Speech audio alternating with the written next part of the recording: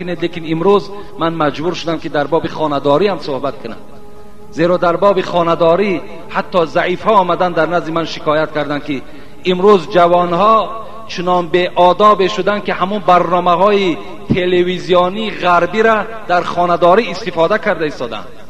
برادرای عزیز، اجتناب کنید، لباس هاتون غربی کردید، لباس های دختراتون غربی کردید، سرهای دخترهاتون و سرهای خودتون، مویهای خودتون به غربی ها تشبیه دادید، معرکه هاتون از غربی ها گذراندین، امروز خانه‌داریتون هم تقلیدی بر همونها میکنید. خدا رحمت کند محمد اقبال لاهوری را میگد خلق را تقلیدشان برباد داد، ای 200 لعنت بر این تقلید باد. کدام خلقی که پیرو تقلید مردم غرب می شود میگد او سری خودش او ملت میخرد، ای 200 لعنت بر این تقلید باد، ای 200 لعنت خدا بر همون شخصی که مقلد مردم غرب می شود. همه معرکه های ما و شما امروز غربی شده است. حتی خانه‌داری را امروز جوانای ما و شما از همون تلویزیون یاد گرفتن. اونا پلید هستند، با اونها راه ندهید. صد افسوس که همون توصیه های موی سفید ها و کمپرهای پیشین گم شده است، و الا دختر پیش از شوهر دادن طرز خانه‌داری را هم مادرش بیانش میکرد. یا جوانی که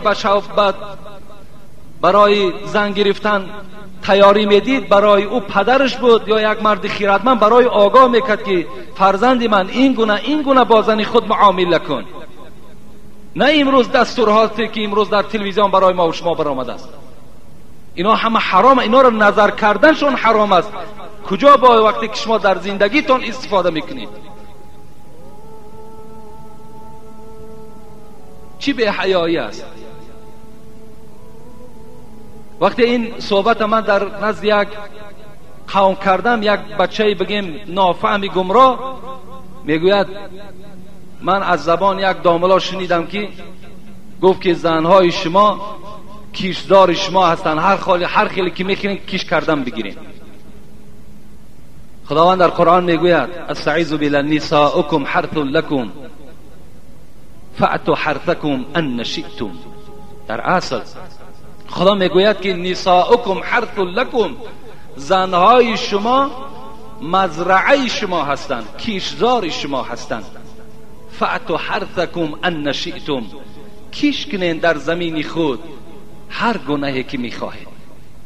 اینا مفسرای ما و شما میگویند مقصد از کیش کردن و زراعت این گرفتن حاصل است، که حاصل از موضع حاصل برای همه ما و شما معلوم است، موضعی که فرزند تولد می شود، نه دیگر موضع زن. دیگر موضع های زن برای ما و شما مزرعه ما و شما حساب نمیخورند، اونا کیشدار ما و شما نیستند. بلکه باره میگه حضرت عمر نزد پیغمبر آمدن، گفتن پیغمبری خدا من هلاک شدم.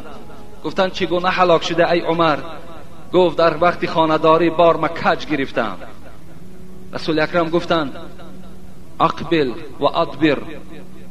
عمر گفتن از پیش بیا، از پس بیا، لکن در موضع حاصل بیا. از حیض و از دبور از پس اجتناب کن، هلاک میشوی. امروز جوان دخترها و جوان پسرها را نصیحت کردن در کار که حالت حیض حالت خانه‌داری نیست. این خدا در قرآن حرام گفته است که در حالتی که زنها بیمار باشند مردا حقوق ندارن که خانه‌داری کنن. گناهگار میشوین شما.